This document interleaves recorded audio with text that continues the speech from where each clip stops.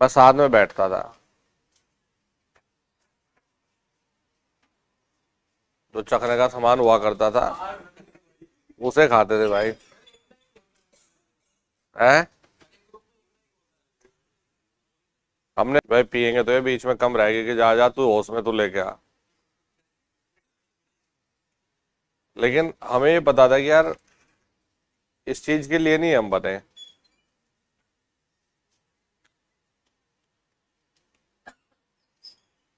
कभी भी स्मोकिंग और इन चक्कर में नहीं पड़े, और ना ही किसी ने ये कहा कि ये सही है और गलत है, ना ही सिखाया। लेकिन तुम जो मर्जी स्मैक लो, ड्रग्स लो, जो मर्जी लो, लेकिन क्लासरूम में गंदगी ना करो, मेरा तो बस यही कहना है। मुझे फर्क नहीं पड़ता तुम यहाँ से जाके चाहे 10 पैक लगा के सोते हो, लेकिन क्लासरूम साफ सोच रहे हैं बस। हाइजीन के अपना ध्यान रखना आवश्यक है। सही है ना दोस्त? चलो फिर शुरू करते हैं जी। Synchronous motor. आज शाम को 3:30 बजे से एक छोटी सी आपके लिए डोज है, ठीक है जी? 3:30 बजे शाम को भी।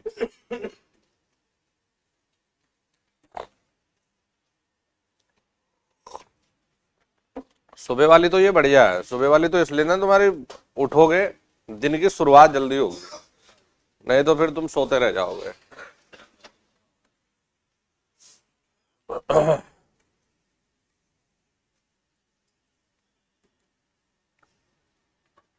रिवाइज कर लिया बेटा? देखना सही दिख रहा है आवाज वगैरह? ओके।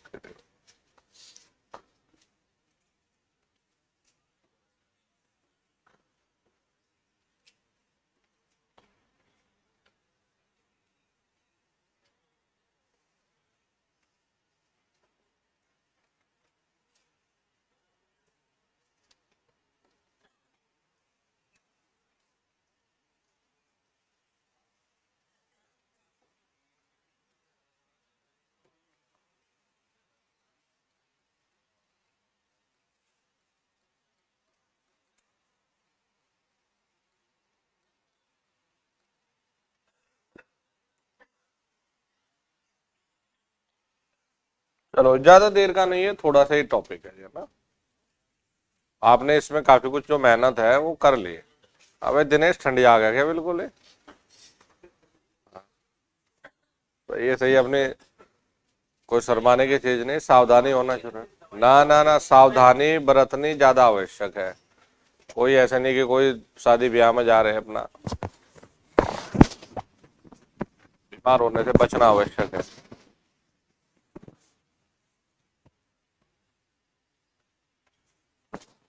अच्छा, सिंक्रोनस जनरेटर कितने लोगों ने रिवाइज कर लिया? अब बाकी लोग क्या कर रहे दोस्त? अबे डेली का डेली निपटा लिया करो। कुछ बच्चों ने हाथ ही नहीं उठाया कि फिर सर सवाल पूछेंगे। पूछने तो अगर छोड़ो, हाथ नहीं उठाना बिल्कुल।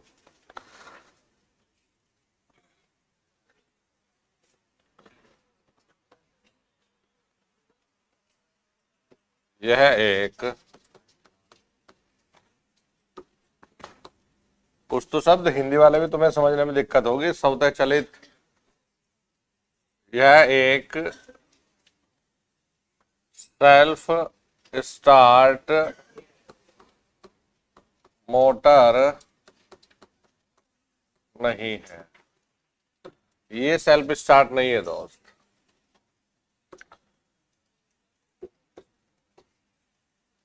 तुम लोगों के लिए वैसे अगर देखा जाए ना, शाम को जो 7 बजे क्लास ले रहा हूँ ना एसएससी जेई के लिए, वो भी बहुत मस्त और फायदेमंद क्लास रहेगी तुम लोगों के लिए। हम्म। यहीं से लेता हूँ। क्लास में नहीं देखा, इन सबके साथ में बात कर रहा था।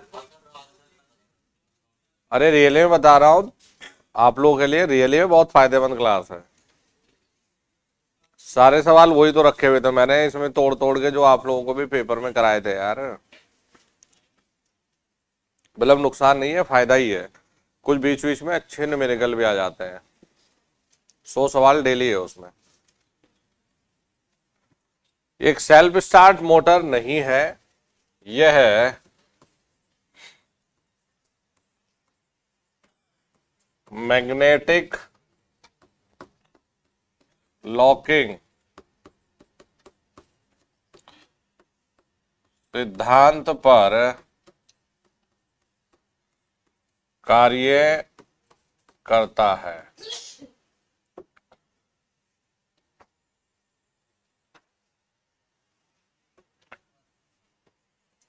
इसकी बनावट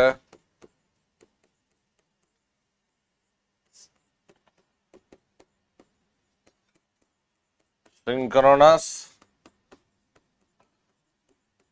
जनरेटर के जैसी ही होती है। तो कुछ अलग नहीं है दोस्त। अब बनावट एक ही जैसी है, तो स्टेटर पे क्या करोगे, आर्मेचर, कौन सी सप्लाई, एसी, और रोटर पर डीसी, है ना। फील्ड वाइंडिंग में समान वही है, कुछ अलग नहीं है भाई। चलो फिर इसमें शुरुआत करेंगे बेटा आर्मेचर रिएक्शन से।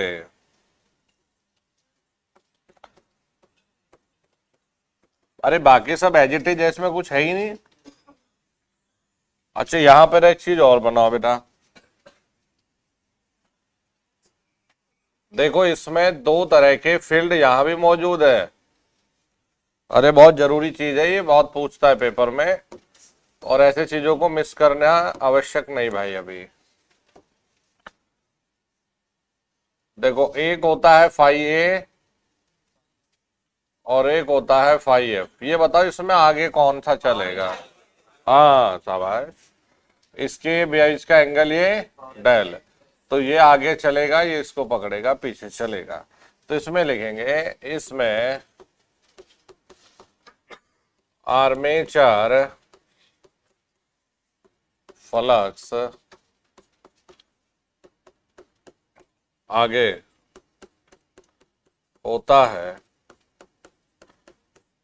होता है तथा फील्ड फ्लक्स पीछे होता है।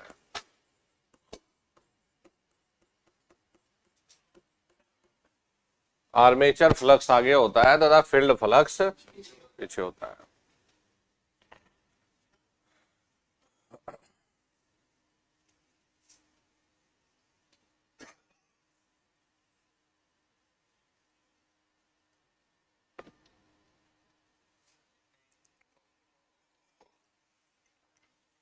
एक चुंबक है,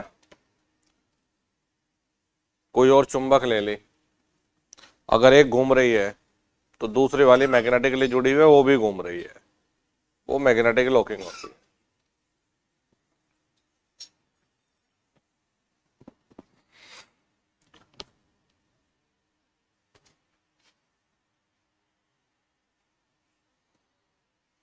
वो बच्चा कहाँ है जिसे कल छोटे से एक डोज मिल गई थी। अरे यार, तो हमारे डांटने की वजह से हम तो अपने आप को कभी माफ नहीं कर पाते।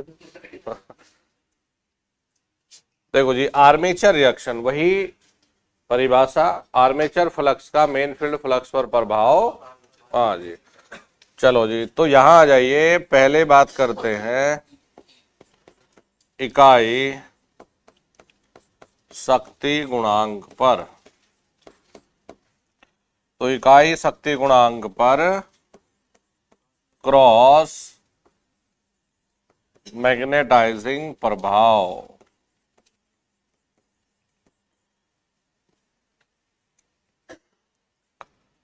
चलिए भाई, ये जीरो पावर फैक्टर लैगिंग पर, जीरो पावर फैक्टर लैगिंग पश्चगामी, ये सब पहले हिंदी में भी लिखाए थे।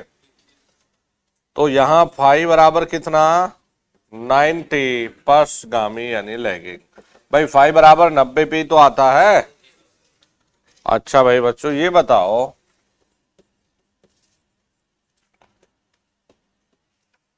कि पहले जनरेटर में बताओ क्या पढ़ा था, डीमैग्नेटाइज और ओवर एक्साइटेड। तो उल्टा अच्छा जी, तो यहां पर हो गया मैग्नेटाइज और बिल्कुल सही बात, अंडर एक्साइटेड। कभी भूलोगे तो नहीं, ये ही ऑब्जेक्टिव सीधे सीधे। फिर है जीरो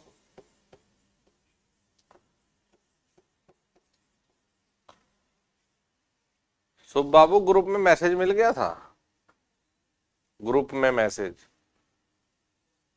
कैसा?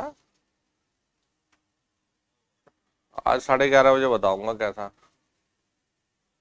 11:30 सुबह वाले बैच का आज टेस्ट पेपर है, class plus test paper extra dose.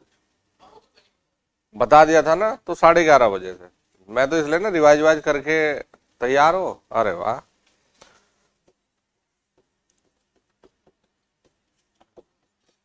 तो यहाँ क्या है? डीमैग्नेटाइज और ओवर एक्साइटेड मोड। अब देखो जी, इसका तात्पर्य क्या है? फाई बराबर 90 डिग्री लीडिंग। अगर हम दो को यानी कि 90 से कम के लिए देखें, भाई पावर फैक्टर हमने 0 के लिए देखा, यूनिटी के लिए देखा, इसके बीच में भी तो हो सकता है। यानी कि जैसे हम phi less than 90 degree lagging के लिए लिखे बेटा, तो हम लैगिंग के लिए देखे क्या लिख के आए? तो मैग्नेटाइज तो होगा ही होगा, मैग्नेटाइज और क्रॉस मैग्नेटाइज।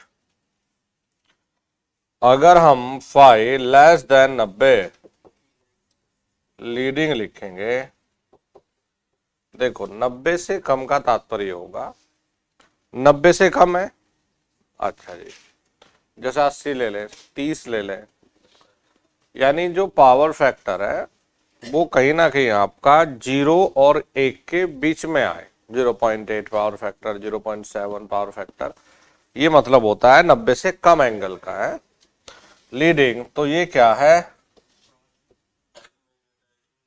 डीमैग्नेटाइज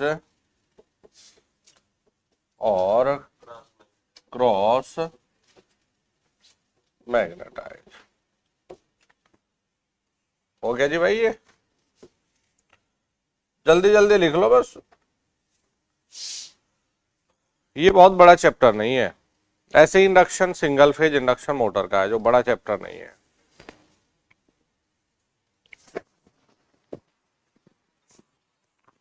है? क्या? अरे है, उनका अलग है SSC का।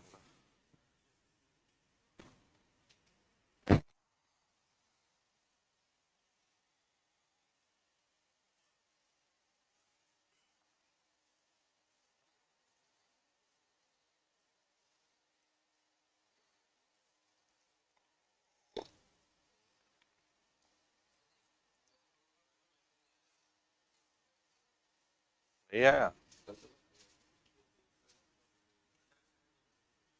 हम्म? कौन सा? नहीं नहीं, लीडिंग पे हमेशा ओवर एक्साइटेड दोस्त। कौन सा? 90 डिग्री? इन पे डिसाइड थोड़ा ना होता है अंडर और ओवर। इन पे तो क्रॉस का मतलब नॉर्मली होता है। अब इसमें मैग्नेटाइज पर भाव है, मैग्नेटाइज है इसमें, यहाँ ये लैगिंग है। ये मैग्नेटाइज पे किस तरह का? अंडर, तो अंडर भी हो सकता है, नॉर्मली भी हो सकता है, इस पे डिसाइड नहीं होता 90 से कम पे। ये जो एग्जैक्ट अंडर एक्साइटेड और ओवर एक्साइटेड है, ये डिसाइड होता है 90 पर। बना ली सबने? चलो जी, नेक्स्ट बनाइएगा तुल्य परिपथ।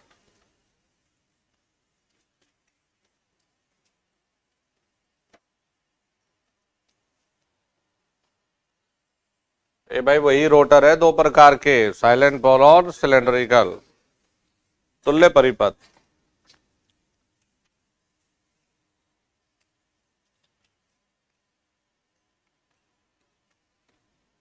भाई आर्मेचर में वही वोल्टेज ईएफ, आर्मेचर में रेजिस्टेंस और रिएक्टेंस ये आर ए और जे एक्स एक्स। अरे बताओ, एक्स एक्स का नाम सिंक्रोनस रिएक्टेंस था, और बेटा ये दो तरह के रिएक्टेंस को दर्शाता था, एक आर्मेचर रिएक्शन और एक आर्मेचर लीकेज। भूल गए, हमने लिखा है x A R armature reaction plus में एक्स ए आर्मेचर लीकेज को प्रदर्शित करता है एक्स ए। बताइए, यही तो इक्विवेलेंट सर्किट आपने पढ़ा था जनरेटर के लिए, कोई अंतर है? देखो, जनरेटर बिजली बना के हमें दे रहा था, ये सप्लाई से एनर्जी या पावर को लेगा, तो करंट बहने की दिशा ये हो गई दोस्त। बस इसमें याद रखिएगा कि आपने जो फाइव है, यानी कि फाइव का मतलब होगा कि जो ईएफ आएगा वो हमारा पीछे बनाना है। इसमें लिखा भी है आर्मेचर फ्लक्स आगे होता है, तो इसमें जो डेल बनाएंगे ये बनाना है माइनस के डेल। ये माइनस दर्शाता है कि जो फाइव है वो पीछे बनेगा। अब इसमें याद रखिएगा कि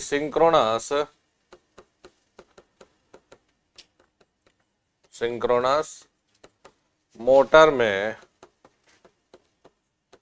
रोटर एंगल ऋणात्मक होता है, ऋणात्मक होता है। लिख दिया, देखो हमने यहां रोटर एंगल बेटा वही है पावर एंगल है जी, और इसके नाम तो हमने बताए ही थे तुम्हें।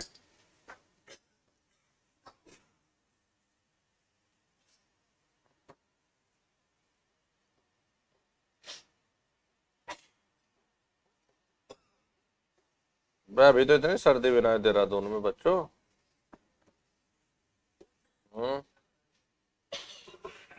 है क्या हुआ?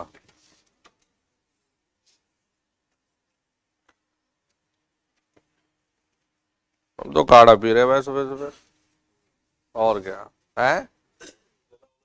हाँ, एक सुबह एक शाम को, ऊर्जा से भरपूर।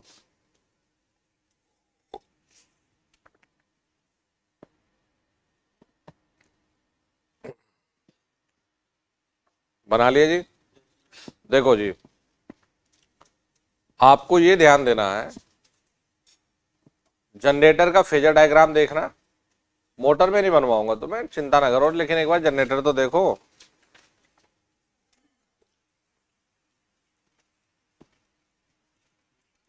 जनरेटर में ईएफ को आगे की तरफ दर्शाया है वी से,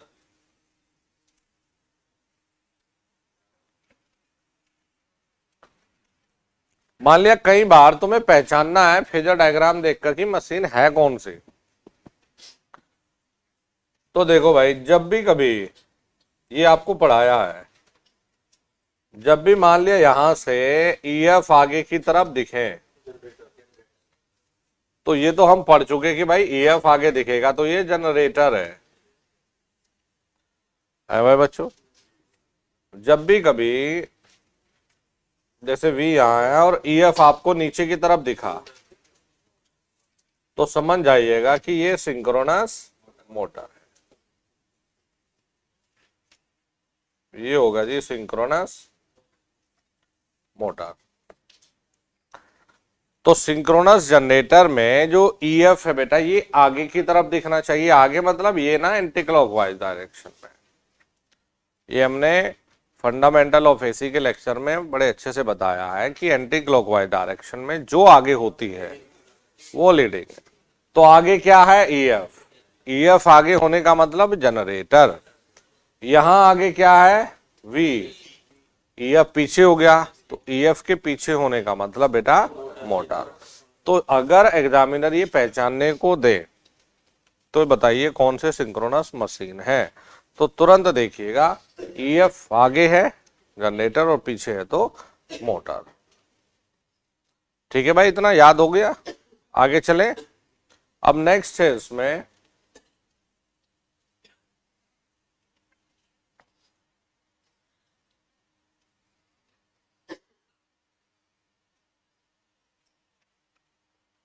लिख लिया सबने? देखो भाई बच्चों,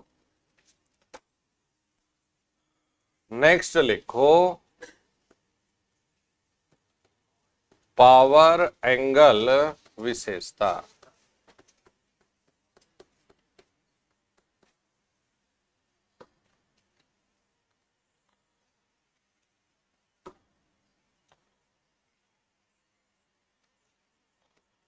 ये EF है माइनस डेल है,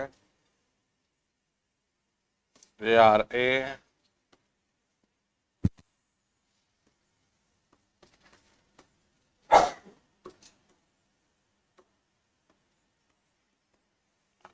ये है बेटा RA और ये है XX। देखो भाई बच्चों, ये बताओ, ये जो ये साइड है इस बार, यहां से आपने सप्लाई दी है, हाँ, तो ये कौन सी साइड हो गई? Input side. और यहां पर ये भाई मोटर है ना, ये आउटपुट साइड है। यानी जनरेटर में ये इनपुट था, वो आउटपुट था। अब भाई सप्लाई देंगे तो ये इनपुट है और ये आउटपुट है। लिख लिया सबने? देखो जी, यहां आपको ये भी लिखने की जरूरत नहीं है जो आपको बड़े बड़े दो सूत्र लिखवाए हैं, क्योंकि अगर ये आएंगे तो वो जनरेटर के लिए ही जरूरी है, मोटर के लिए नहीं। देखो आपको जो सूत्र लिखाया VEF अपॉन XX, फिर एक में लिखाया cos थीटा s माइनस, फिर एक लिखाया EF स्क्वायर अपॉन XX, और फिर आपको लिखाया है cos theta s plus del. तो ये जो सूत्र आएगा ये जनरेटर पॉइंट ऑफ व्यू से ही इंपॉर्टेंट है, आपका मोटर के लिए नहीं है। डेवलप्ड पावर जनरेटर में अधिकतम के लिए जब रोटर का रेजिस्टेंस हम लोगों ने या आर्मेचर का रेजिस्टेंस कुछ लिया है, तो उस दौरान डेल बराबर 180 माइनस थीटा एस है। तो वो जो पढ़ाने का मतलब था वो सिर्फ जनरेटर के माध्यम से था, जनरेटर के हिसाब से था। यहां आपको याद रखना है कि देखो भाई, यदि रोटर प्रतिरोध शून्य ले लिया जाए, बहुत कम होता है वैसे भी ना, यदि रोटर प्रतिरोध शून्य लिया जाए, यही शर्त इसमें जरूरी भी है बच्चों, तो जो P इनपुट है, मतलब ये एक्टिव पावर, P इनपुट और बेटा ये P आउटपुट, ये दोनों समान होगा और फॉर्मूला होगा VEF by XX sine del. बताओ जी, पहले सिखाया है तो जो पहले था यही अब है दोस्त, और इस पर आता है न्यूमेरिकल। ठीक है जी भाई। EF V क्या है बेटा? इनपुट वोल्टेज सप्लाई से। EF कौन सी हो गई? आउटपुट या फिर एक्साइटेशन वोल्टेज इसका नाम है। XX क्या है? Synchronous reactance. ये सब लिखा है मैंने जनरेटर में। XX का मतलब है सिंक्रोनस रिएक्टेंस,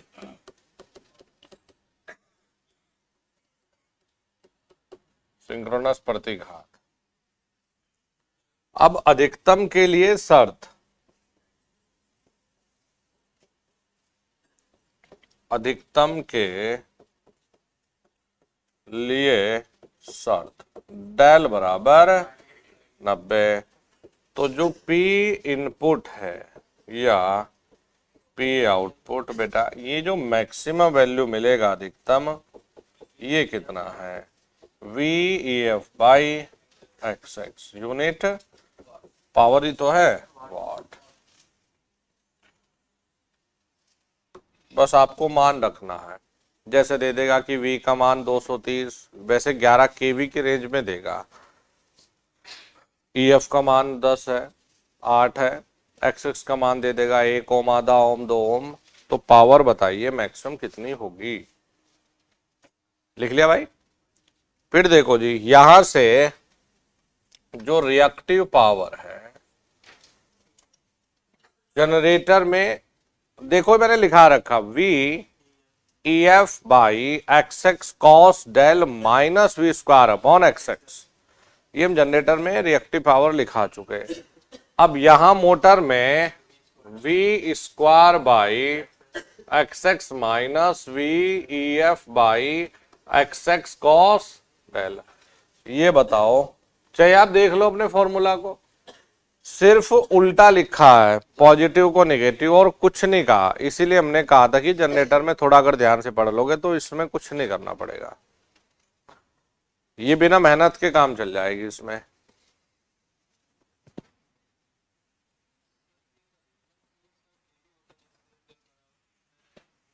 वो हमने जनरेटर में पढ़ तो लिया।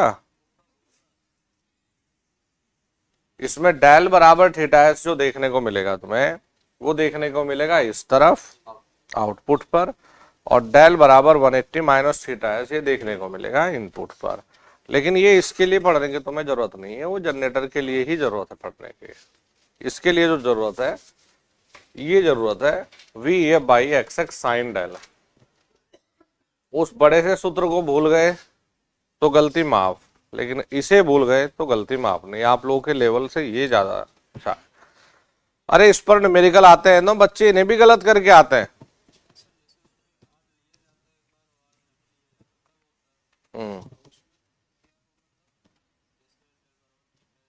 किस में, किस में? तो आर का वैल्यू के साथ ही डेल बराबर थीटा एस, डेल बराबर 180 माइनस थीटा एस जब रेजिस्टेंस लेते हैं तभी आता है। जब रेजिस्टेंस नहीं लेते तो यही सूत्र होता है।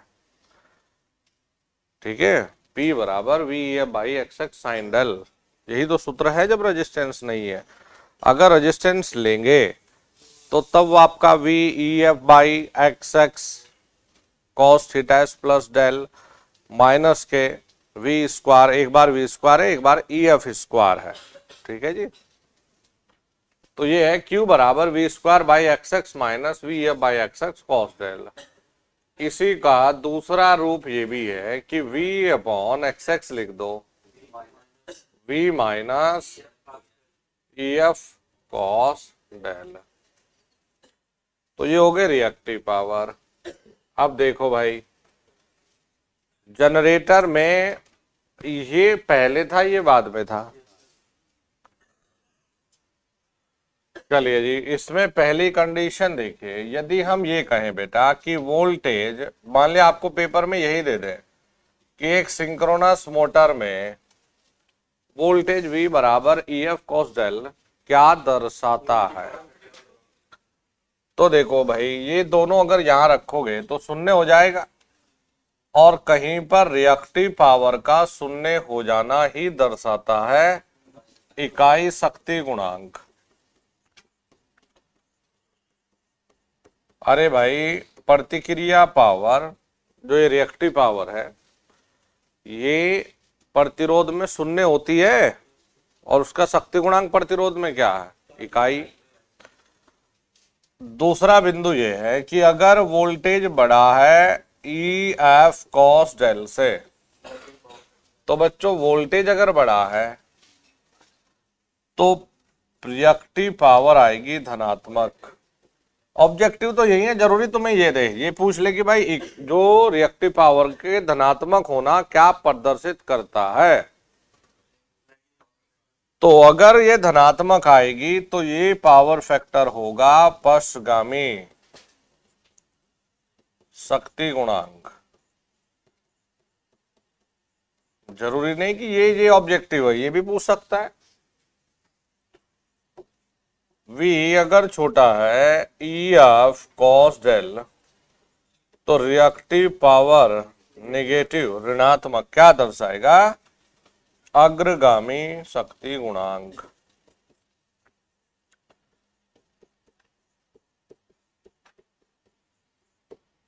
अग्रगामी शक्ति गुणांक।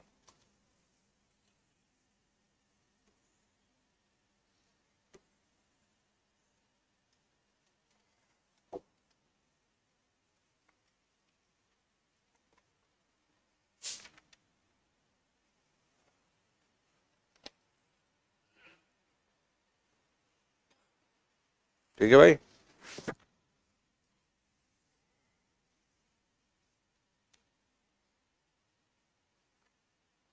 नेक्स्ट चलें।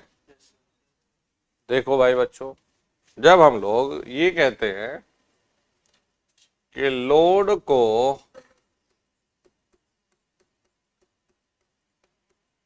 स्थिर रखकर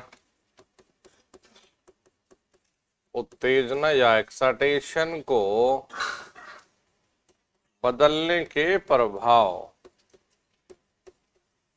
भाई बच्चों लोड को स्थिर रखा, अरे लोड को नहीं बदलना।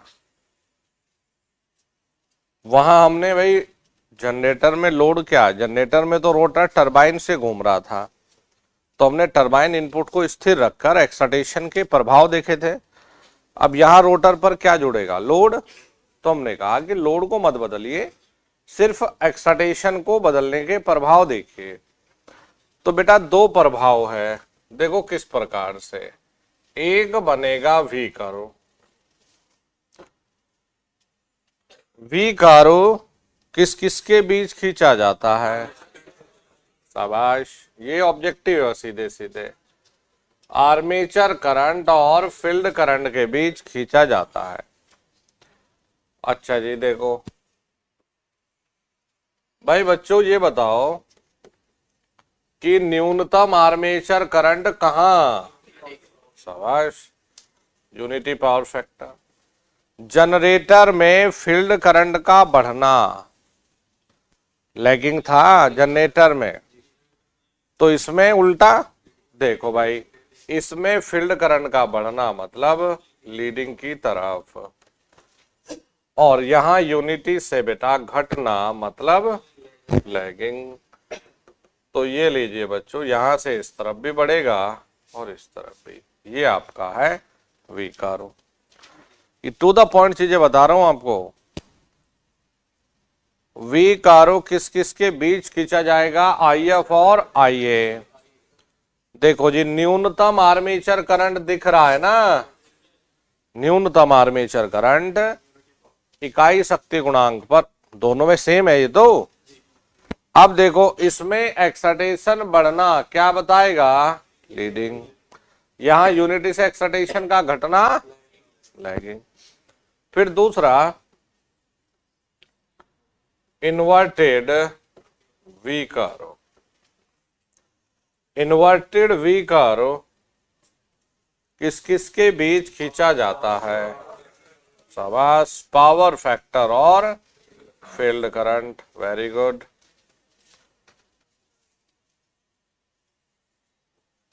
ये हो गया जी फील्ड करंट और ये हो गया पावर फैक्टर,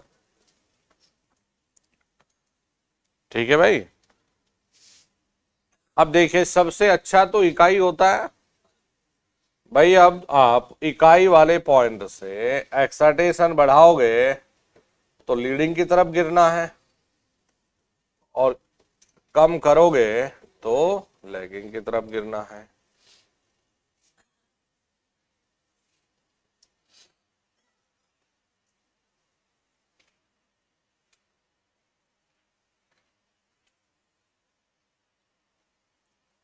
बना लीजिए भाई। अरे इसे पढ़ने का बेनिफिट ये है कि जनरेटर रिवाइज होना तय है, एक्साइटेशन का बढ़ना लीडिंग और घटना लैगिंग है, है? हाँ करंट का मान दोस्त पावर फैक्टर है, नींद में हो गया अभी, ये देख ये पावर फैक्टर है, करंट कहाँ है यहाँ, वो तो फील्ड करंट है।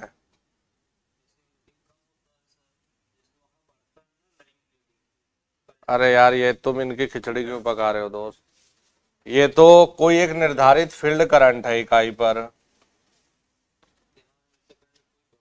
तो भाई पढ़ तो लिया आर्मेचर करंट का, तुम इन दो की खिचड़ी क्यों पका रहे हो। अरे यार वी कर्व में दो का बीच रिश्ता है, तुम ये थोड़े इन्वर्टेड वी कर्व में क्या आर्मेचर करंट के बीच रिश्ता देख रहे हो, दो के बीच है ना, आई एफ और पावर फैक्टर। आर्मेचर करंट का प्रभाव आपने फील्ड करंट के सापेक्ष से देख तो लिया है।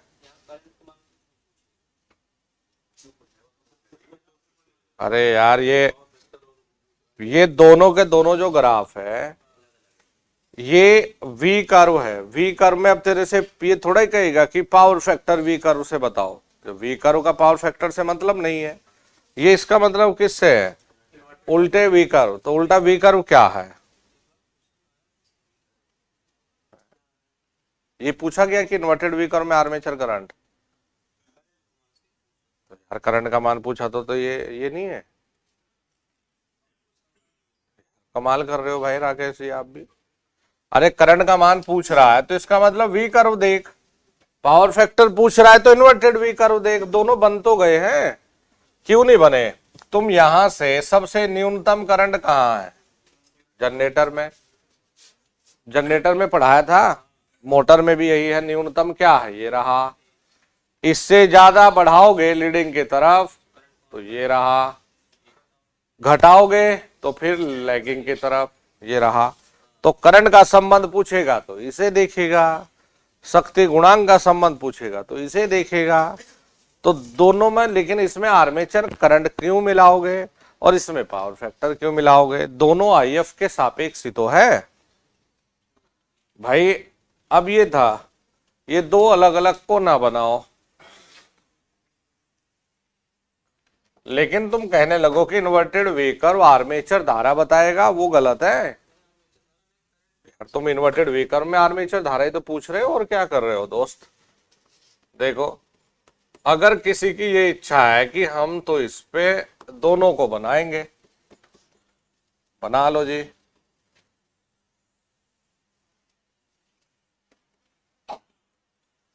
ये आर्मेचर करंट के लिए है दोस्त, ठीक है। ये पावर फैक्टर के लिए है। लो, लेकिन अगर आर्मेचर करंट पूछेगा तो तुम इसे थोड़ा ना देखोगे।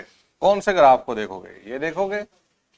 और अगर पावर फैक्टर के लिए पूछ रहा है तो आप इस ग्राफ को देखोगे जिस पे पावर फैक्टर लिखा है। अब पावर फैक्टर वाले पे आर्मेचर करंट नहीं देखोगे ना। ये रहे दोनों ग्राफ जो आपको सिखाए हैं। इस तरफ क्या है? लीडिंग। इस तरफ क्या है?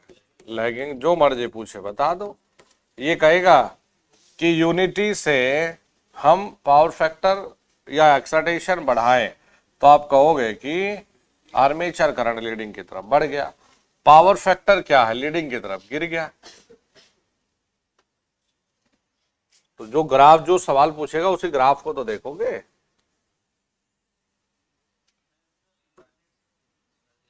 है? अरे इन्वर्टेड में आर्मेचर करंट कह ही नहीं सकता यार, क्या बात कर रहे हो? हम आज ही पढ़ाना छोड़ दे जबरदस्ती यार। मतलब जिद करो लेकिन कुछ कॉमन सेंस तो रखो। अब किसी ने ये कहा कि प्रधानमंत्री का नाम नरेंद्र मोदी है, तो मैं ये नहीं बोल सकता ना कि राहुल गांधी भी तो आदमी है, फिर राहुल गांधी क्यों नहीं है? जो जिसके लिए है ना उसी को तो डिफाइन करेगी ना। इन्वर्टेड वी कर्व का आर्मेचर करंट से कोई लेना देना नहीं। जब इसने कहा कि 2 इकाई में, अब देखो खुला परिपथ परीक्षण किया था, किसके बीच था? आईएफ और ओपन सर्किट वोल्टेज। तो मैं ये कहूं कि ना जी ये तो आईएफ और शॉर्ट सर्किट करंट के बीच में था, गलत है ना। तो उसने आर्मेचर करंट के लिए अलग विशेषता बना के दे तो दी तुम्हें, किसमें? वी कर्व में। पावर फैक्टर के लिए देखना है, ये 2 विशेषता बना तो दी। ये किस, ये क्या है? V curve. ये क्या है? उल्टा वी कर्व।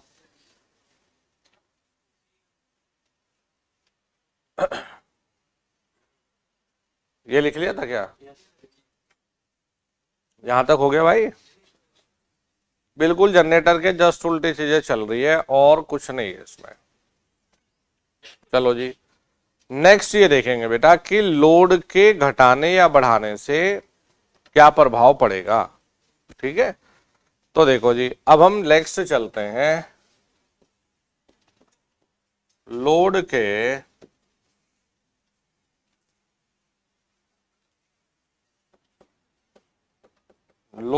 बदलने का प्रभाव। लोड के बदलने का जो प्रभाव है बेटा, ये हमें देखना है। किसके साथ में देखना है? जब हमने एक्साइटेशन को स्थिर रखा है। पहले में क्या था, एक्साइटेशन को बदलकर लोड कांस्टेंट रखा गया था। अब हमने लोड को बदलने के प्रभाव देखे। कई बार ये डेल के रूप में बेटा पूछता भी है कि डेल घटेगा या बढ़ेगा। ये सवाल इंपॉर्टेंट है रोटर एंगल से पूछे जाने के लिए कि भाई रोटर एंगल घटेगा या बढ़ेगा। चलो जी, चिंता ना करो, जल्दी खत्म हो जाएगा भाई।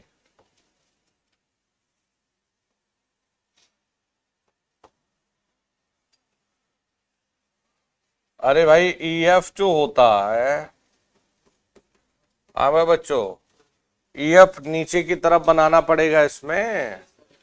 हम तो पहले कह रहे भाई मोटर है, इसी को उठा के ऊपर की तरफ खींच दो तो ये जनरेटर है जी। अच्छा, ये बताओ लोड रोटर पर रखा है,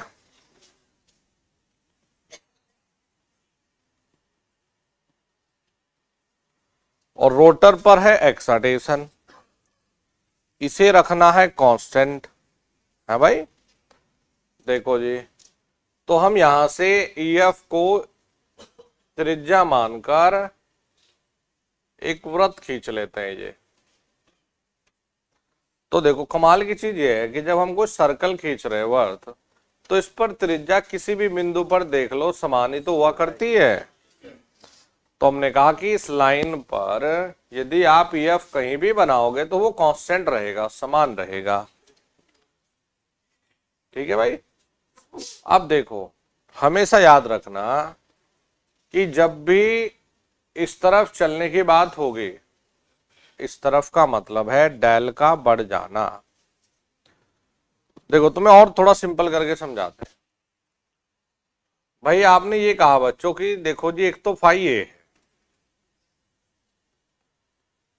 और एक फाई एफ है।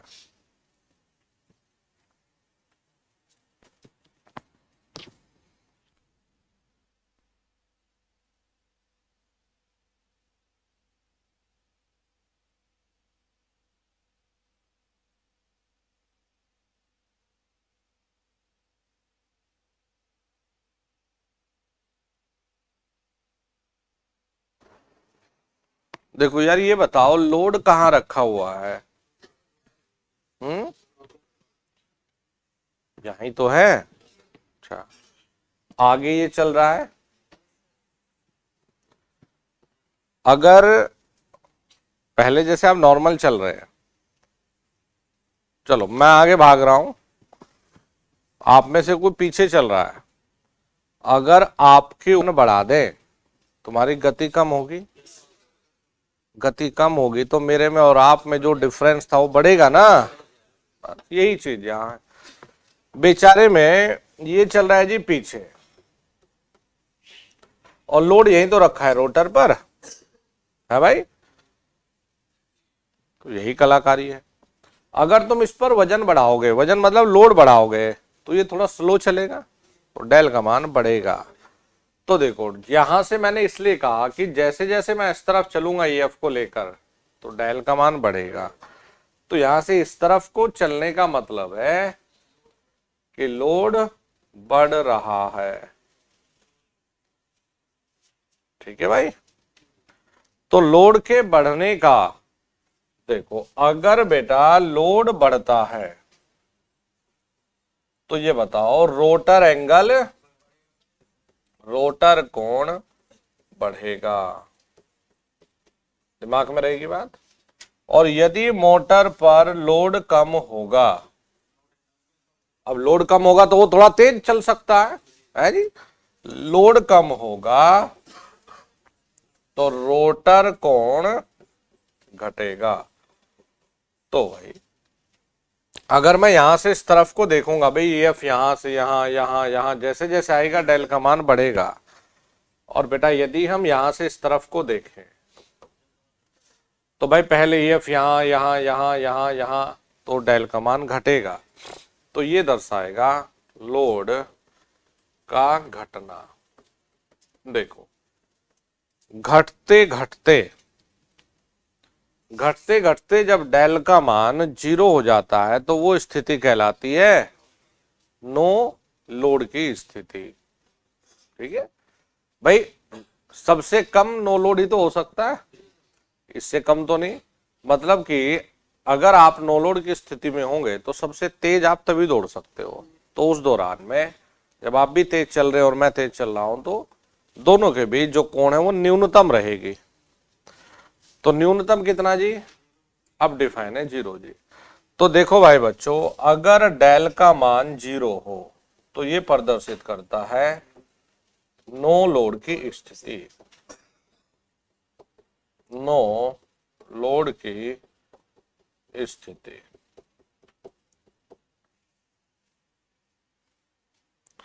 ये प्रदर्शित करता है नो लोड की स्थिति।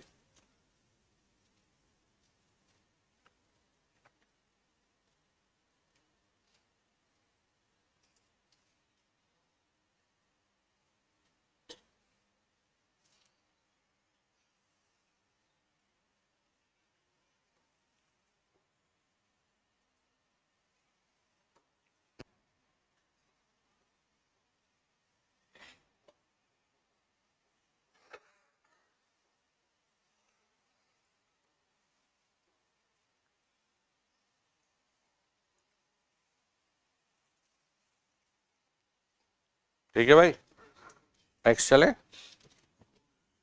कोई नहीं, लिख लो लिख लो।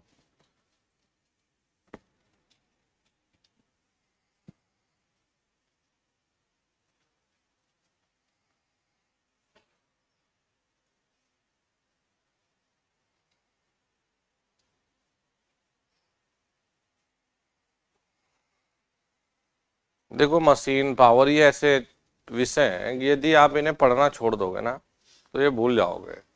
आपको डेली रिवाइज करना पड़ेगा इन्हें। जैसे पावर में है कोरोना पावर लॉस, ये सब मतलब बहुत बड़ी बड़ी चीजें हैं ये। जैसे बार बार अगर आप इन चीजों को देखोगे तो नॉर्मल याद रहेगा, चाहे वो आई रूल हो, चाहे वो अर्थिंग से संबंधित चीजें हों। बार बार अगर देखते रहोगे, लिखने की जरूरत नहीं है, बार बार रिवाइज करने की जरूरत है, तो वो नॉर्मली आपके रूटीन में आएंगी चीजें। जैसे कल हमने एक सवाल लिया था, आपको बता दूं कि ट्रांसमिशन लाइन की क्लियरेंस के लिए रूल 77 है और बिल्डिंग वेल्डिंग से फिर 78 है। तुमने कहा है कि हाई के लिए जो वोल्टेज, हम हाई वोल्टेज ट्रांसमिशन लाइन की बात करें तो बिल्डिंग से वर्टिकल दूरी या ऊंचाई 3.7 मीटर होनी चाहिए, है ना, लिखा था ना। और प्रत्येक 33 केवी के लिए 0.3 मीटर बढ़ाते रहना चाहिए, यही था। हमने कल भी सवाल लिया था इस पर। जैसे क्रेडल गार्डिंग कर रहे हैं हम, स्टे वायर, ये स्ट्रेन टाइप इंसुलेटर का कहाँ उपयोग हम करेंगे, किस पदार्थ के हम बनाकर रखते हैं, किस ट्रांसमिशन लाइन में फेरेंट इफेक्ट क्या, स्किन इफेक्ट क्या, मतलब डेली उनको रिवीजन में अगर रखेंगे तो आपका एक नंबर नहीं घटेगा। लेकिन प्रतिदिन चाहे 20 मिनट दो, लेकिन रिवीजन जरूर करेंगे। नहीं, पावर सिस्टम हो, मशीन हो, तुम्हें हम पढ़ाते जा रहे हैं, ये 2-4 दिन बाद फिर खत्म होगा, फिर तुम्हें लगेगा हमने पढ़ाई नहीं। साथ के साथ पढ़ो। आप अब भी फिलहाल भी यदि मैं आप लोगों से सवाल पूछने लग जाऊं तब भी बहुत लिमिटेड, क्योंकि एक तो बच्चे को ये आदत है, देखो ये चित्र बनाया, ये चित्र इसलिए नहीं बनाया कि तुम्हें परेशान करूं, ये सिर्फ इसलिए बनाया कि तुम्हें समझा सकूं। अगर मैं ये लाइनें लिख देता तो बच्चे को ये रिलेट करने में समस्या आती, दिक्कत होती।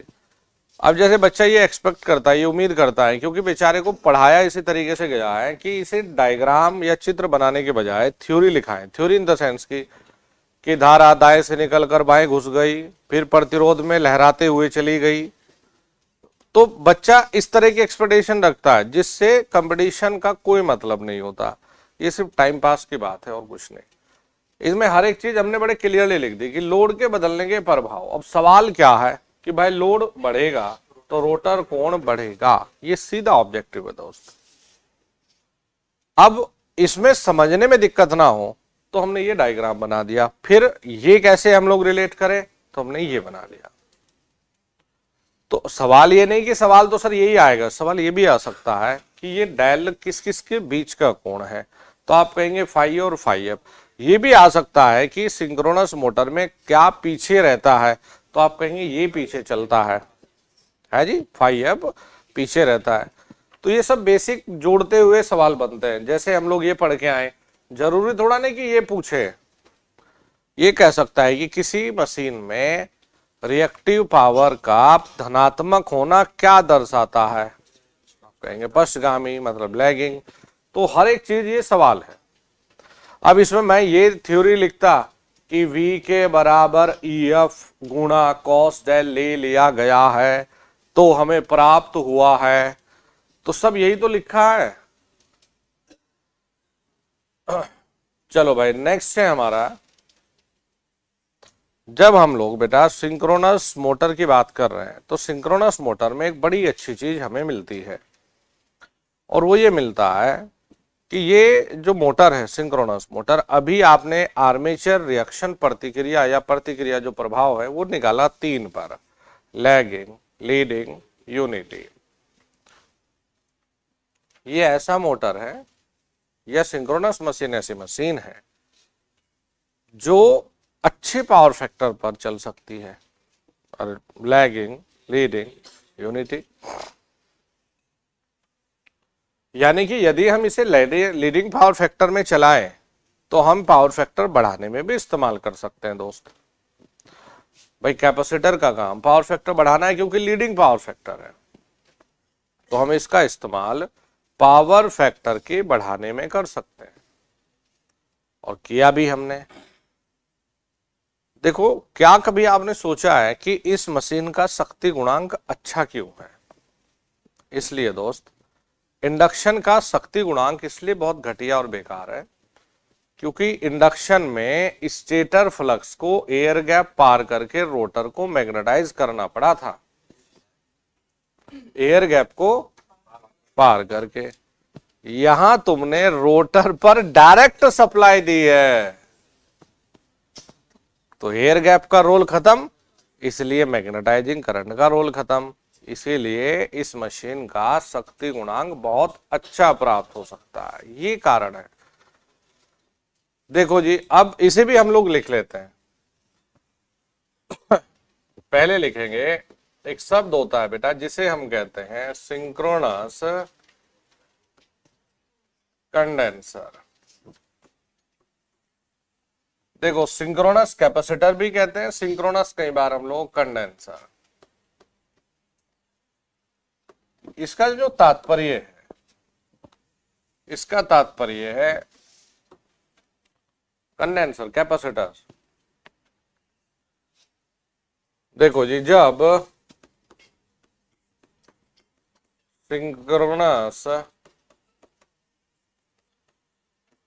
सिंक्रोनस मोटर की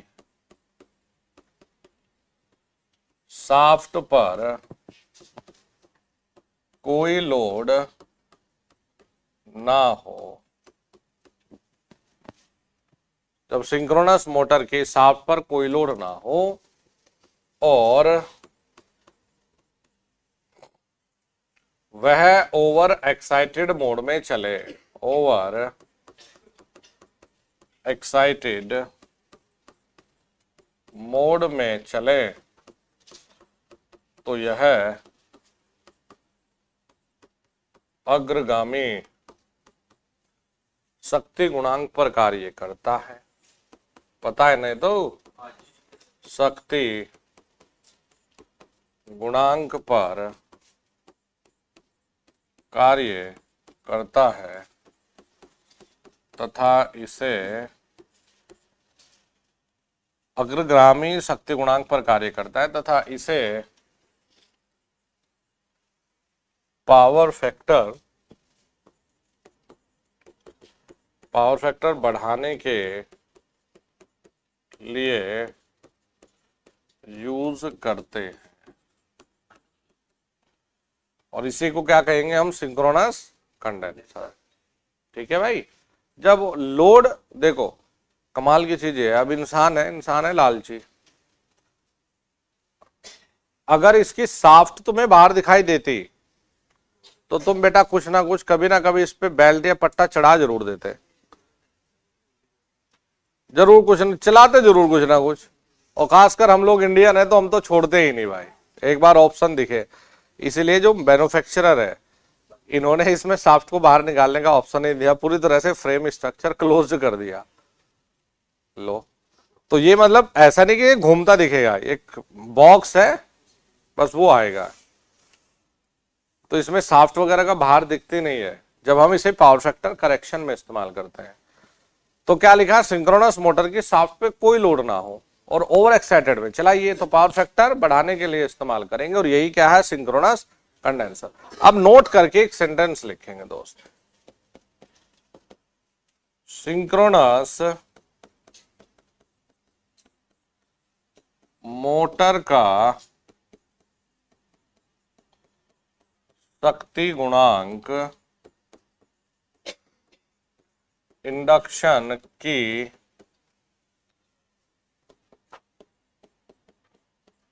तुलना में इसीलिए अच्छा होता है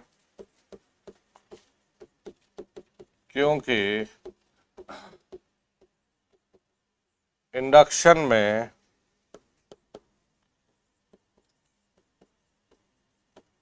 स्टेटर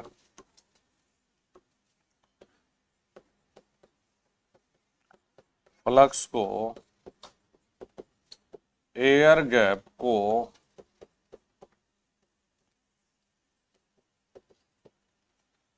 मैग्नेटाइज करने के लिए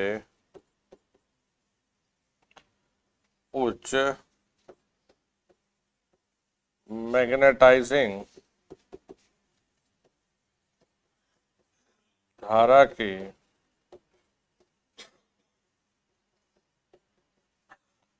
आवश्यकता होती है, लेकिन सिंक्रोनस मोटर में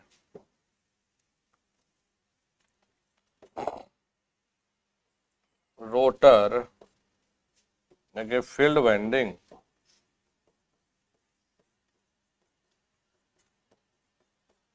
वाइंडिंग को सीधे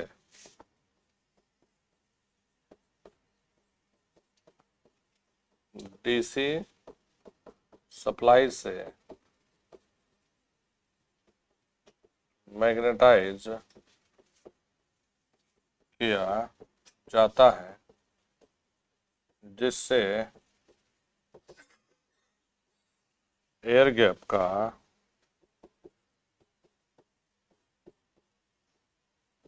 कोई प्रभाव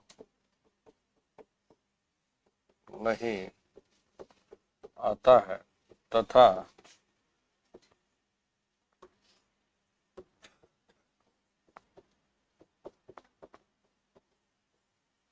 सिंक्रोनस मोटर का शक्ति गुणांक अच्छा रहता है।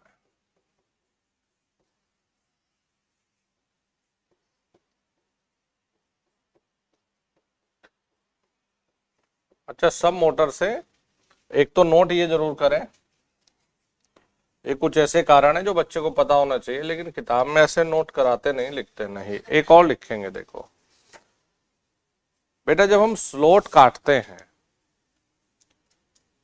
बाइंडिंग में भी बतानी थी ये चीजें हमें। ये मानो जो बाइंडिंग का चैप्टर है बेटा, इसे हमने 50% से ज्यादा कवर कर लेना है मशीन में ही। जैसे हमने शॉर्ट पिच बना ली, डिस्ट्रीब्यूटेड भी बना ली, तो वहां हमें करने की जरूरत नहीं इसे। जैसे हम अभी डीसी स्टार्ट करेंगे तो लैब, वेव, रिजल्टेंट पिच सब निकाल लेंगे यार।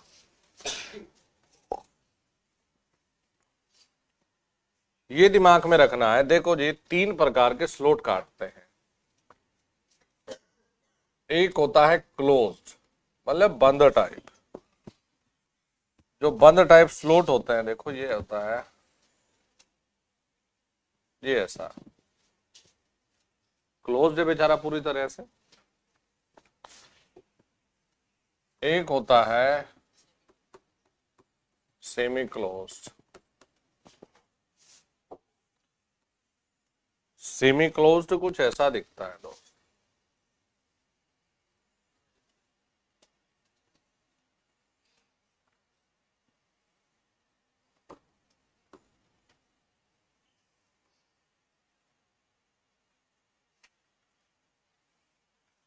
सेमी क्लोज्ड ऐसा दिखता है,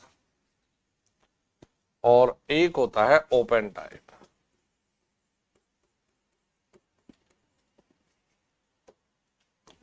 खुला है एकदम।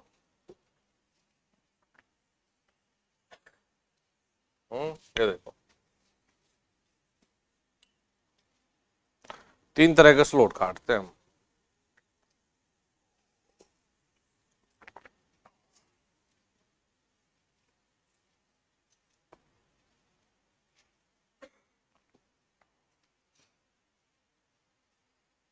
ये बच्चे ने लिखा था आज की, सर आपने इंडक्शन मोटर 5 लेक्चर लिए थे मैंने इंडक्शन मोटर के, आपने इंडक्शन मोटर बढ़िया नहीं पढ़ाया। हम बोले भाई फिर हम क्या करें भाई, हमें जितना आता था हमने बता दिया।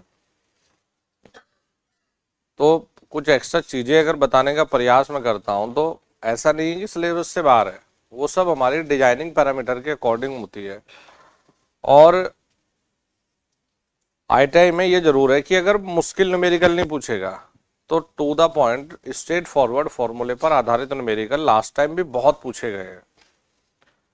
तो बच्चा ये एक्सपेक्ट करके चलता है कि बस नॉर्मल से सवाल ही रहे।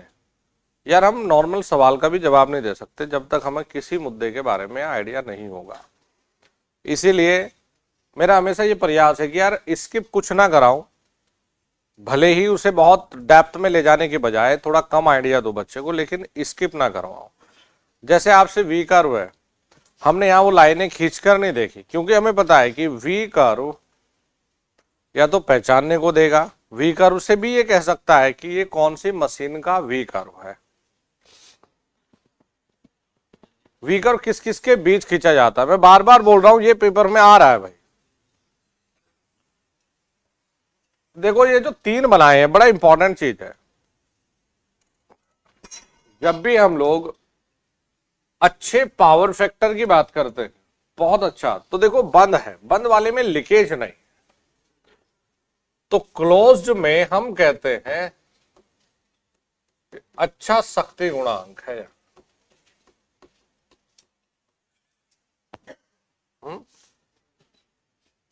क्लोज्ड वाले में ये दिमाग में रखो कि हम बहुत छोटे मोटर या इंडक्शन मोटर के लिए इस्तेमाल कर सकते हैं।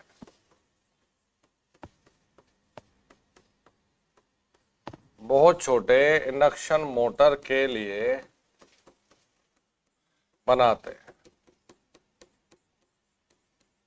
देखो अगर मैं ओपन टाइप बनाता,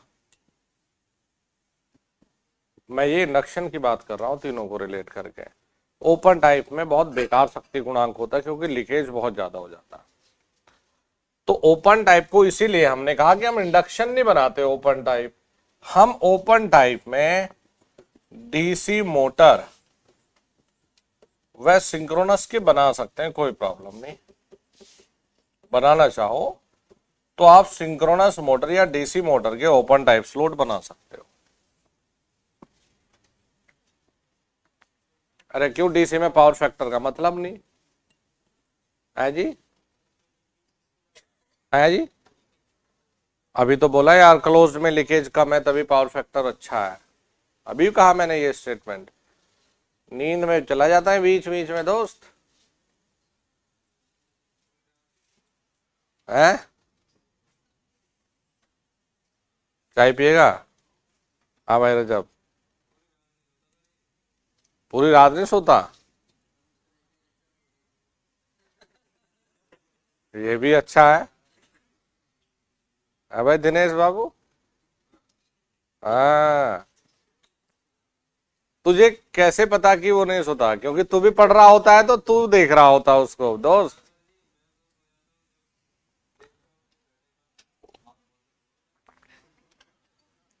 वेरी गुड, अगर पढ़ता है तो बहुत अच्छी बात है, और जीवन में संघर्ष करना पड़ेगा। लेकिन हमें बड़ा दुख हो रहा, आपने कल एक बच्चे को बोला, वो आया नहीं बेचारा क्लास में, तबीयत खराब हो गई भाई है। पूरा याद कर ले, तो यही तो हम इसलिए तो डांट फटकार के भेजते हैं कि पढ़े। ये उद्देश्य थोड़ा है कि किसी को हर्ट करे बेचारे को, और हर्ट हो रहा है और ये चैलेंज ले रहा है कि सर आपको करके दिखाऊंगा चाहे कुछ हो जाए। अरे इससे बढ़िया बात ही नहीं भाई। अगर कोई हमें विलन समझ के अपना जीवन सुधार सकता है तो वाई नॉट, करो। मैं कह रहा हूं तुम बिल्कुल नीलबटा सन्नाटा हो, जीवन में कुछ नहीं कर सकते, चैलेंज लो ना, मुंह फुला के थोड़े बैठ जाओगे ना जी सर ने तो आज बेइज्जती कर दी। अरे चैलेंज लो कि सर आपने हमें आज ये बोला कि हम जीवन में कुछ नहीं कर सकते, हम देखो सबसे पहले ज्वाइनिंग लेटर लेके पहुंचेंगे।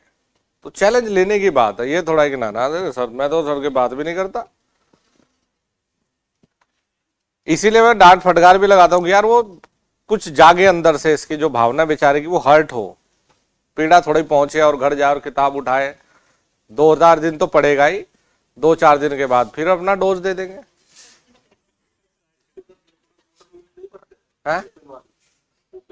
इंडक्शन में नहीं, देखो सिंक्रोनस में इसलिए कर सकते हैं, मैं अभी बता रहा क्योंकि रोटर पे डायरेक्ट सप्लाई देनी है, पावर फैक्टर वैसे ही बढ़िया है, और डीसी में पावर फैक्टर का रोल नहीं है, बना लो कोई दिक्कत नहीं है। अब इंडक्शन में अगर करते तो लीकेज पहले से और ज्यादा बढ़ता। अब ये था कि जो सेमी क्लोज्ड है, देखो इसमें बाइंडिंग करनी बहुत आसान है ना। ये पता है बाइंडिंग कैसे होती है, वो बाहर से बंद होता है, बीच में छेद कटा होता है, तो बाइंडिंग करना थोड़ा मुश्किल है। देखो चक्कर ये फंसा कि शक्ति गुणांक तो बढ़ जाए या टॉर्क में फंस जाएगी बात।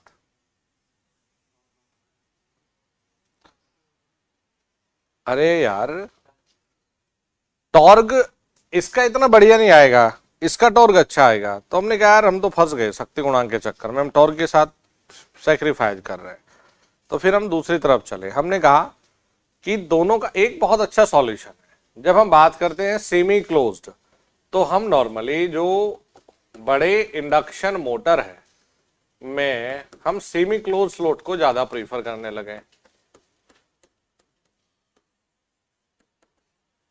और भाई एक बात बताऊं मैं, छोटे इंडक्शन मोटर का मेरा तात्पर्य मतलब बहुत छोटे साइज से था, आधा हॉर्स पावर, 1 हॉर्स पावर, मतलब इंडस्ट्री में 5 हॉर्स पावर का बड़ा ही मोटर माना जाता है। आधा और 1 के तो ये है छोटे छोटे जो टुल्लू पंप है, ठीक है जी। 5 हॉर्स पावर का इंडस्ट्री में ठीक ठाक है, मतलब आपको इसलिए छोटा लगता है क्योंकि आप पढ़ते हो 20 हॉर्स पावर। तो जैसे इंडक्शन 5 हॉर्स पावर, 10, 15, 20 सबके लिए हम प्रीफर सेमी क्लोज्ड ही करेंगे। अगर बहुत छोटे साइज में हम लोग बनाएंगे तो हमने कहा जी हम तो क्लोज्ड बना लेंगे, कोई दिक्कत नहीं है। ये 3 चीजें जरूर लिखें। क्लोज्ड, इसमें क्या है, शक्ति गुणांक थोड़ा कम होता है, शक्ति गुणांक थोड़ा कम है। मतलब अगर इसमें 0.9 मिल रहा होगा तो इसमें 0.85 मिल जाएगा। टॉर्क अच्छा है।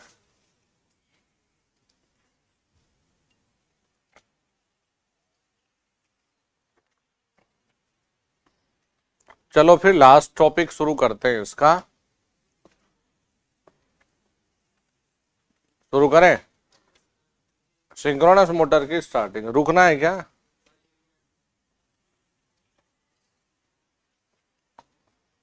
सिंक्रोनस मोटर की स्टार्टिंग बस खत्म, और क्या। शाम को 2 घंटे की एक dose, single phase induction motor, खत्म है। ओपन, अरे बोलना, दिल खोल के बोल जल्दी से। अरे बेकार है, खुला है, लीकेज ज्यादा है। बाइंडिंग तो फटाफट कर दोगे इसमें, तुम्हें कुछ क्या सोचना तुम्हें, उसमें थोड़ा मुश्किल है। क्लोज वाले में दिक्कत है। बड़े के लिए, बहुत बड़े साइज के लिए नहीं करो क्योंकि सेंट्रीफ्यूगल फोर्स बहुत अच्छा आता है इसमें।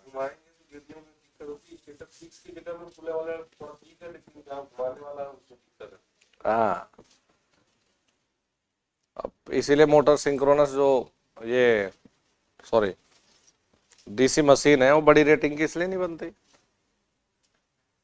समस्या है हर चीज की कुछ ना कुछ। चलो स्टार्टिंग लिखो। यार ये समस्या ये है वो ये बेचारा सेल्फ स्टार्ट तो है नहीं।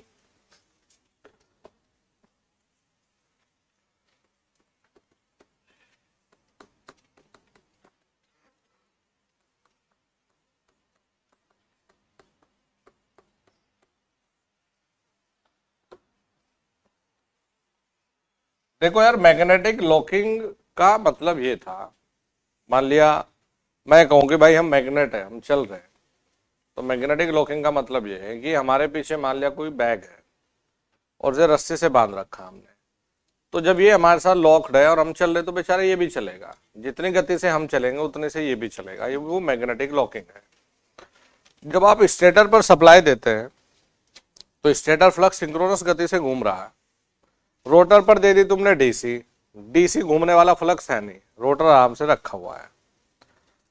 मैग्नेटिक लॉकिंग तब संभव है, देखो अभी बनाते हैं, एक हमने बनाया पोनी मोटर स्टार्टिंग। अरे ये इंडक्शन मोटर ही होता है, छोटा होता है, लेकिन इसमें हम लोग देखो क्या कर रहे हैं, इसमें सिंक्रोनस मोटर में ये दिक्कत है कि हमें स्टार्ट करने के लिए किसी दूसरी मशीन की जरूरत थी या फिर कुछ अतिरिक्त व्यवस्था की जरूरत थी। तो हमने ये कहा जी ये रखा है यहां सिंक्रोनस मोटर। सिंक्रोनस मोटर को हमने मैकेनिकली बांध दिया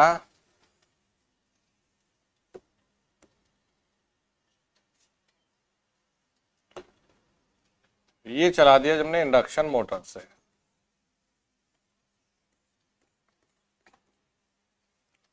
मैकेनिकली बांध दिया। और ये सिंक्रोनस मोटर का है फील्ड वाइंडिंग जी।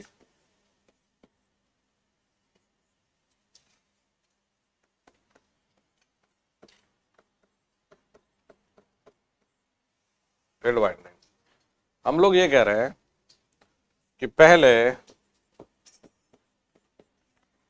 इंडक्शन मोटर की एक सिंगल फेज छोटा इंडक्शन मोटर होता है ये, इसका काम तो इसे घुमाना है। बस ये याद रखें कि दोनों मोटर में पोल की संख्या समान हो, दोनों में पोल की संख्या समान हो, अलग अलग ना हो, समान हो। पहले इंडक्शन मोटर की मदद से सिंक्रोनस मोटर को घुमाते हैं तथा जब यह सिंक्रोनस गति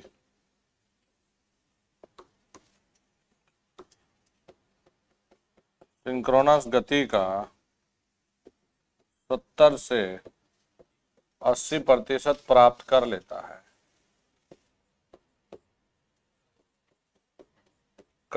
है तो पहले इंडक्शन मोटर को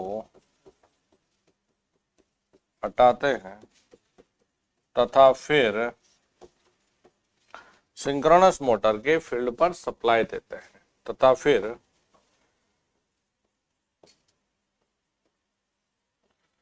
सिंक्रोनस मोटर के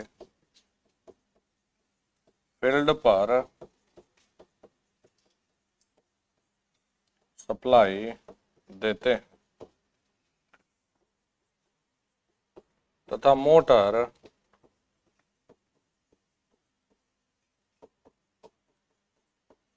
सिंक्रोनिज्म में, सिंक्रोनिज्म का मतलब है कि अब ये मैग्नेटिकली जुड़ गया है स्टेटर फ्लक्स की गति से। अब स्टेटर फ्लक्स एनएस से चल रहा है तो फिर रोटर भी चलने लग जाएगा। अब यह मोटर सिंक्रोनिज्म में प्रवेश कर जाता है तथा सिंक्रोनस गति से चलता है। सिंक्रोनस गति से चलता है। यार दोस्त, इस इंडक्शन को पहले हटाना पड़ेगा, नहीं हटाएंगे तो ये इंडक्शन भी इसके ऊपर लोड बन जाएगा। तो इसके लिए हमें बड़े इंडक्शन मोटर की जरूरत नहीं है बेटा, छोटे इंडक्शन मोटर से ही काम चल जाता है। एक होता है डीसी मोटर स्टार्टिंग। हमें दोस्त इसमें कोई मेहनत नहीं करनी, हमने इंडक्शन की बजाय हमने कहा एक काम कर लेते हैं, इसे इस बार हम इंडक्शन से ना चला के हम डीसी से चलाएं। कुछ नहीं करना, बाकी हम लोग इसे भाई या तो इंडक्शन से चलाएं या फिर इसे डीसी से चलाएं। तो हमने कहा जी इस सिंक्रोनस को हम डीसी मोटर से चलाते हैं, और वही जब 70-80% स्पीड प्राप्त कर लेगा, डीसी मोटर को हटाएंगे और एक्साइटेशन लगा देंगे, तो बेचारा चला जाएगा सिंक्रोनिज्म में। सिंक्रोनिज्म में जाने का मतलब है अब वो सिंक्रोनस गति से घूमना शुरू कर देगा। तो यह पोनी मोटर स्टार्टिंग के जैसे ही कार्य करता है। पोनी मोटर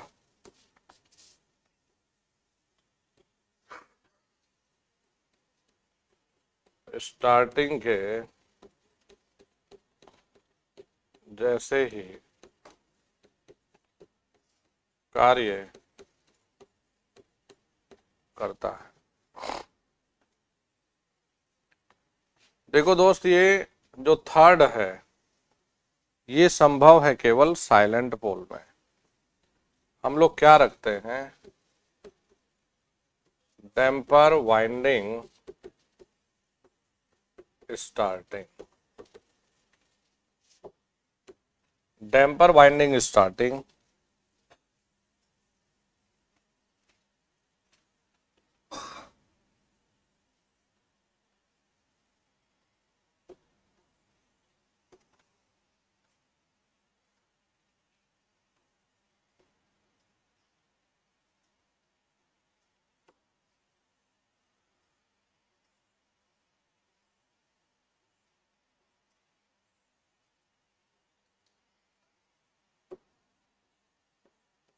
देखो आप यहां डैम्पर वाइंडिंग भर देते हो, किसमें, अरे पोल फेस कहते हैं इसे, पोल फेस। देखो डैम्पर वाइंडिंग की मदद से यह पहले शुरुआत करता है एक इंडक्शन मोटर के जैसे चलना। अरे इंडक्शन मोटर में रोटर में आपने वाइंडिंग या शॉर्ट बना रखा था, अब यदि आपने डैम्पर वाइंडिंग कर रखी है तो आप कहेंगे एक्साइटेशन नहीं देना है, ये धीरे धीरे अपने आप से स्टार्ट होगा डैम्पर वाइंडिंग की मदद से। तो डैम्पर वाइंडिंग भरना सिर्फ संभव है साइलेंट पोल में। पहली चीज तो यह केवल साइलेंट पोल मशीन के लिए संभव है, के लिए संभव है। ठीक है भाई। तो देखिए ये क्या करता है, यह इंडक्शन मोटर के जैसे स्टार्ट होता है तथा जब यह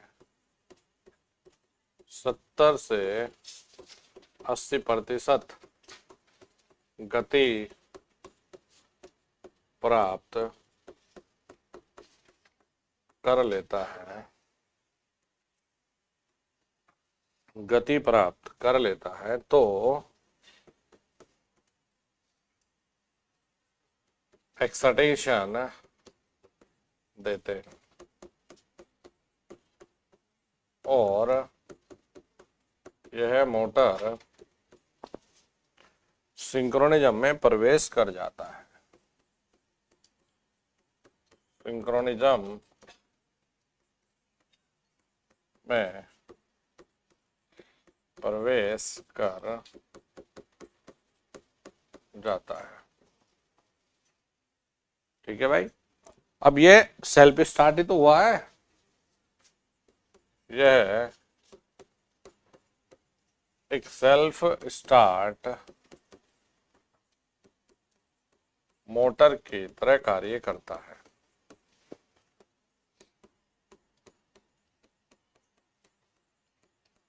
लेकिन सिलेंड्रिकल में नहीं बना सकते।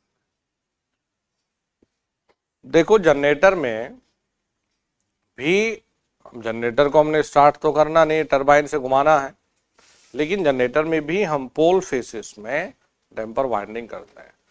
अगर हल्की चीज है तो हल्की चीज को बहुत कम बल के साथ फ्लक्चुएट किया जा सकता है, वाइब्रेट किया जा सकता है। अगर भारी चीज है तो उसे आसानी से वाइब्रेट नहीं कर सकते। तो हंटिंग का मतलब कुछ और नहीं होता बेटा, वाइब्रेशन, कंपन ही होता है।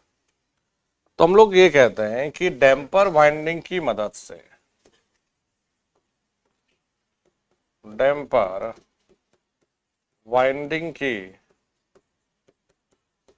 मदद से हंटिंग को कम किया जाता है। हंटिंग का मतलब देखिए, हम लिख भी दें मैकेनिकल वाइब्रेशन।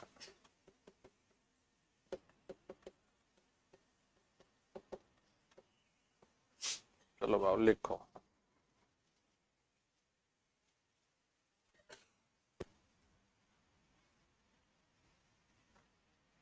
हम्म हम्म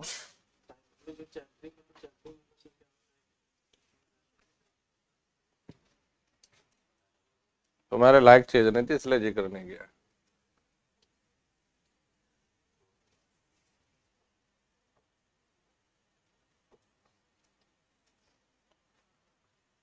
हमें साइनसोडल वेवफॉर्म उत्पन्न करवानी होती है दोस्त। हम्म तो साइनसोडल उत्पन्न तभी हो सकती है जब इसकी शेप आप इस तरह की बनाएं। तो इसकी शेप को साइनसोडल की जैसे बनाते हैं, ये कर तो रखा है यहाँ, कम फिर बड़ा फिर बड़ा फिर कम, तो इसे कहा जाता है पोल चैम्फरिंग। ठीक है, तो किस लिए कर रहे हैं, साइनसोडल सप्लाई प्राप्त करने के लिए कर रहे हैं। तो ये आपके लिए नहीं है। पढ़ो जी इसे एक बार। सेल्फ स्टार्ट है क्या ये मोटर? किस पावर फैक्टर पे काम करेगा? तीनों पे कर सकता है रे, लैगिंग, लीडिंग और यूनिटी। यदि ओवर एक्साइटेड मोड में चलाएंगे तो लीडिंग। पावर फैक्टर बढ़ाने में इस्तेमाल कर सकते हैं। किस मोड में चलाना पड़ेगा? ओवर एक्साइटेड मोड में चलाना पड़ेगा। डैम्पर बाइंडिंग किस में लगाई जा सकती है? किस लिए लगाते हैं? हंटिंग स्टार्ट करने के लिए और हंटिंग को कम करने। Hunting come in the sense की जनरेटर में लगाते हैं। अच्छा, डैम्पर वाइंडिंग की मदद से सेल्फ स्टार्ट हो जाता है। पोनी मोटर से क्या समझते हैं? यह एक छोटा इंडक्शन मोटर है। ठीक है जी। पावर का फॉर्मूला P बराबर V E F बटे X X into sine del. अधिकतम के लिए डेल बराबर 90। EF आगे बनाओ या पीछे? इसमें V से पीछे की तरफ। अगर लोड बढ़ेगा तो डेल का मान, ये इंपॉर्टेंट पॉइंट है दोस्त इसमें। मुझे मत देख, कॉपी को देखो, रिवाइज करो एक बार। तो सिंक्रोनस मोटर की समाप्ति करते हैं। आज 3:30 बजे एक सेशन रखेंगे, 2 घंटे में खत्म हो भी जाएगा जल्दी ही। Single phase induction motor, single phase induction motor छोटा ही मशीन है ना, तो निपटा लेंगे इसे भी। डीसी का नंबर भी कल लगा ही देंगे। डीसी जनरेटर तो जल्दी हो जाता है, थोड़ा मोटर में समय देना पड़ता है। जनरेटर में भी खैर एक दिन पूरा लगेगा। कल के सैटरडे है, पता नहीं है। हाँ, संडे तक कर लेंगे मशीन को।